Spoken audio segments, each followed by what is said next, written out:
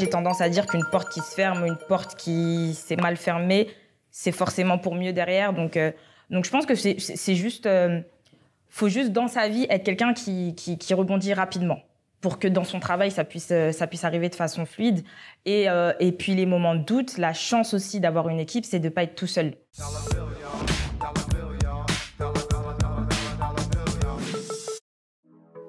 Bonjour, c'est Alexandra Nietam pour Upendo.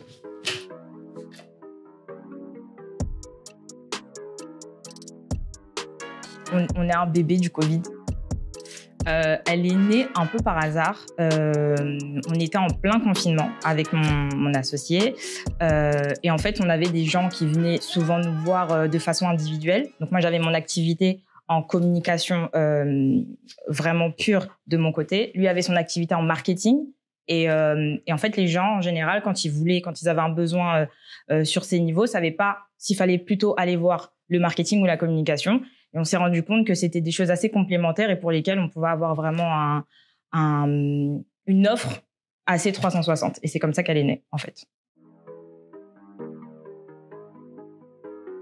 Déjà, le pitch un peu de l'agence est qu'on est une agence de communication 360 spécialisée dans la stratégie de marque. Ce qui signifie qu'on propose en fait tous les services de communication dans sa globalité, que ce soit au niveau du digital, de la presse, des relations publiques dans sa globalité et du branding. Mais on fait un vrai focus sur le travail qu'on fait au niveau de nos clients, sur leur stratégie d'image. C'est vraiment le cœur de notre métier. On a au fil du temps créé un pack qui s'appelle le pack AM et qui est en fait notre produit d'appel et qui nous permet de proposer à nos clients un package avec une partie audit benchmark qui correspond en fait à de la veille poussée sur le secteur, une partie créative donc qui consiste à l'identité visuelle, le slogan, le positionnement, etc.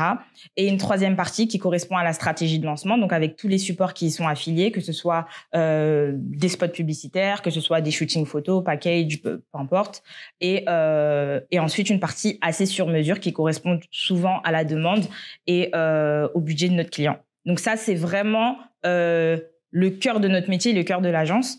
Et ensuite, on a, au niveau de notre clientèle, un portefeuille assez large. On a autant l'entrepreneur qui a une idée, qui ne sait pas forcément comment la formaliser au niveau de son marketing, que une société tout à fait installée qui a besoin de se repositionner et qui a besoin du coup d'une image qui lui ressemble un peu plus. On s'adapte déjà avec beaucoup d'humilité quand on arrive sur des terrains sur lesquels on n'est pas forcément très familier. Et puis, on s'adapte souvent avec des équipes locales qui connaissent la mentalité parce que finalement, quand vous faites de la communication, le but, c'est de sentir la manière d'arriver, de sentir les tendances de votre audience. Et donc, c'est toujours d'être accompagné par des équipes qui connaissent leur pays. Ce qui fait que nos équipes locales sont... déjà sont sur place, contrairement à beaucoup d'agences qui font des communications à distance, comme j'aime bien dire. Comme je le dis souvent à mes chefs de projet, elle existe partout. Ça veut dire que moi, il y a des choses que j'ai vues en allant au grec, il y a des choses que j'ai vues en regardant une série Netflix, en allant sur LinkedIn, en regardant une story sur Snapchat.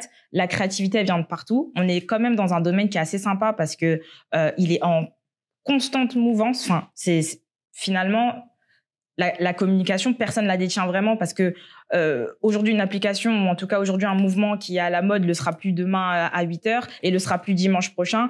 Enfin, c'est quand même un courant qui est assez c'est quand même un secteur qui est assez insaisissable et donc pour moi la clé c'est de, encore une fois, avoir l'humilité de se renseigner tout le temps, tous les jours et partout. Comme je le dis souvent, l'entrepreneuriat, c'était plus une fin qu'une volonté en elle-même. En soi, je faisais cette activité de façon simultanée avec mon activité de salarié depuis pas mal de temps. Et puis, je me suis rendu compte par deux raisons. La première qui était la passion que j'avais pour les tâches que je pouvais faire au quotidien, que je m'amusais beaucoup plus en communication qu'en commercial. Ça, c'était la première raison. Et la deuxième, c'est plus les opportunités, les clients qui étaient amenés à me solliciter, là où je me rendais compte que je gagnais mieux ma vie en dehors de mon activité de salarié que j'ai jamais gagné, en fait. Donc voilà, c'est un peu et opportunité et passion qui m'ont amené sur ce chemin de façon assez hasardeuse. Enfin, hasardeuse. J'ai des parents qui, eux, étaient dans le secteur depuis longtemps. Donc, mon père qui est directeur de chaîne et président des journalistes de Kinshasa. Ma mère qui, elle, de son côté, était chargée de clientèle pour les grands groupes de la SNCF. Donc, j'ai toujours été baignée dans un secteur autour de la communication, de l'audiovisuel et des médias dans sa globalité. Et de moi-même, j'ai trouvé mon petit chemin. Et l'entrepreneuriat a juste été une manière d'y arriver, en fait. Mais c'était pas tellement l'envie d'être entrepreneur. Et j'ai même beaucoup de mal quand on me définit comme ça. Parce que pour moi, je fais juste ma passion.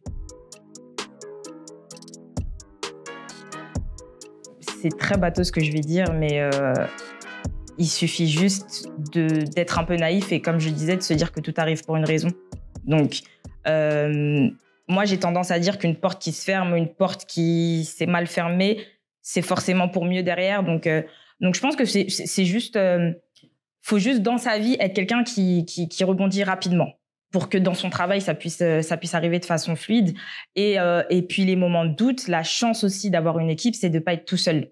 Parce que forcément, quand nous, on doute ou quand nous, on est face à une difficulté, le but d'avoir un associé, c'est qu'il puisse aussi faire la contrebalance et nous permettre d'être rassurés. Et puis, je pense que la dernière chose, c'est de savoir dire quand on a besoin d'aide. C'est excessivement important parce qu'on a commencé par des entrepreneurs. Aujourd'hui, par la grâce des choses, on est aujourd'hui chef d'entreprise. Et faut pas avoir peur de connaître ses limites, de savoir les moments où on a besoin d'aide, de savoir les moments où ça je sais faire, non ça je sais pas faire. Quand on parle d'entrepreneuriat ou de business en général, faut aussi parler de ses flops, faut aussi parler de ses limites. Que les gens préfèrent les histoires aux produits. Ce qui explique que vous pourrez jamais faire de communication sans apporter une plus-value. On parle beaucoup du storytelling et on l'utilise à foison, mais c'est réel. Il y a beaucoup de gens, et ce sera ma dernière phrase, il y a une étude qui est sortie et qui est très connue, qui montrait, qui prouvait que Pepsi était meilleur que le Coca. Et c'est ce qui prouve la force du branding, c'est ce qui prouve la phrase que je viens de dire, qui est que Coca a réussi à vraiment créer une histoire et créer un vrai lien avec son audience et avec le monde en général, ce que Pepsi n'a pas réussi à faire, et c'est ce qui explique une différence de chiffre d'affaires incroyable.